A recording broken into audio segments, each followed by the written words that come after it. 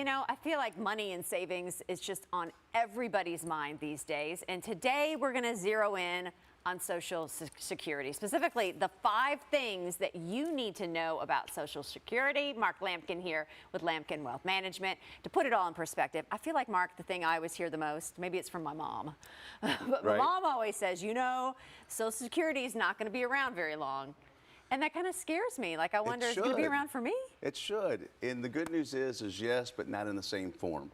So CBO, Congressional Budget Office, says by 2031 that there's enough benefits to pay 75% of the current benefits. But nobody's going to be happy with taking just 75% of the benefits. So they'll make some changes. So there'll be some means tests. Like if you're born from 1960 or after, our retirement age is 67, because I was born in 69. So that'll probably go to 70. There'll probably be some means testing, some income testing, but Social Security will be there, but not in its present form for folks that are younger than 55, in my opinion. Right. So it probably, at what point should you begin thinking about collecting it? Because that matters, you know, right? You've got to plan for this. You can take it as early as 62, but for every year you delay, if you take it at 62, and my retirement age is 67, I'm only getting 72% of my benefits. So each year you delay that all the way up to the age of 70, you're going to grow 7 to 8% a year. Where can you get guaranteed growth? Right. Yes. Yeah. So you got to do some planning on this, but actuarially, I want you to understand, whether you take it at 62 or 70, it's supposed to pay out the same amount of money. So it gets down to personal decisions and how it impacts your life the most to plan for that on when to take it. I always feel like the devil's in the details. It is, right? very much so. It is, and very we much. don't like to read the details at That's all. right. So what are like the program rules that you need to look at? What I really want folks to understand is how you take this matters. And for example, my father got downsized, and at 62, it made a difference in his retirement.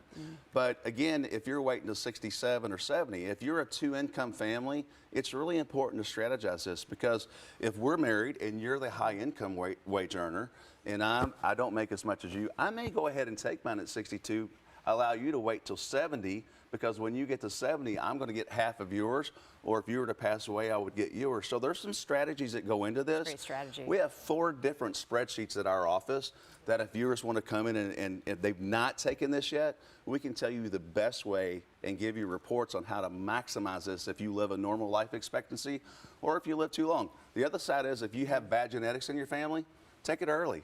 It's hard to beat that, right? Because you don't. If everyone dies by the time of 75 in your family, I hate to sound morbid. No. But take it at 62. Right. If everybody lives, Jennifer's family lives to 100. The women in her family, she's taking hers at 75. Of course they do. Well, you mentioned, you know, looking at things if you're married, if you're divorced. What if you have children? I mean, is there something that you need to look at too there as far as like benefits? It really gets down to disabled children and death and divorce, and you know they can make this at at 19. Even if your spouse didn't work, they're eligible for some Social Security. So the entire family, when you're looking at that plan, you need to talk to a respectable planner that knows what they're doing. And for those that don't, I've told you this before, we have a great piece that if the viewers just email me, this is everything you need to know about Social Security, the Boomer's Guide to Social Security. So if you need this, you just email us and we will send this to you at no cost, and it's everything you need to know about Social Security and then some. So how is your benefit determined? So you've got to work at least 35 years or what they call 40 credits, and they'll average those credits together. So if you don't work a particular year, they're going to slap a 0 in there, right? So if you're 55-ish, 57, and you're thinking about Social Security, you might want to consider working full-time during that time so you can go ahead and get that full credit. But it's going to be based on that credit. And here's the other thing. If you're taking this, I want you to understand this. This is very important. If you're taking this at 62 because you just want to take it and you're continuing to work, if you make over roughly $50,000 a year, up to 85% of your Social Security is going to be taxed.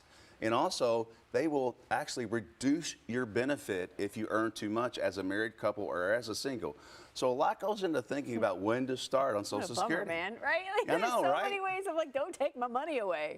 Exactly. So planning's important of when you're going to stop working, how long you're going to live, who earned more, who should start first. And the other thing, if you have an ex-husband or wife and they're the high income earner, and you were married at least 10 years, even if it's 20 years ago, and you're married at least 10 years, you can file on their Social Security, and it doesn't impact them or their current significant others. Very nice. So there's a lot of variations here to think about. What about this variation? Can Can you work, earn a paycheck, and begin collecting Social Security? You can, but depending on how much you're going to earn and how old you are, you're going to get taxed up to 85%, and you could have some reduced benefits. So if you earn $10,000 over that $50,000 mark, then your benefits are going to be reduced like $5,000. Wow. So the best idea to take this is when you're going to quit work, let's say you're 67 and you're off into the sunset and you're not going to work anymore or work just part-time, okay, then take it. And then let your wife or husband, let them delay theirs to 70 because they're going to get half of yours. And then when they're 70,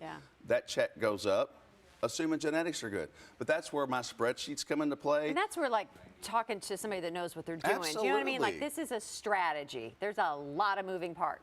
This is not just going to the Social Security. And for those of you who don't know, SSA.gov, they used to mail out those green and white sheets that shows you all the benefits. They don't do that any longer to save costs. But if you go to SSA.gov, you need to get your Social Security estimate, and they'll mail it out to you, and you know where you're at, and then then I can help you plan with that, or someone that you work with can help you plan with that. Got to know where you are. So the bottom line is, if you haven't taken this, there's a very detailed strategy between this, the spreadsheets. Take an hour. Let me tell you how to maximize that for you, and it'll work the rest of your life. All right, Mark, thank you for stopping Thank you. by. All right, so if you're interested in getting more information or scheduling your first visit with Mark Lamkin, head over to lamkinwealth.com or just give him a call at 690-6764.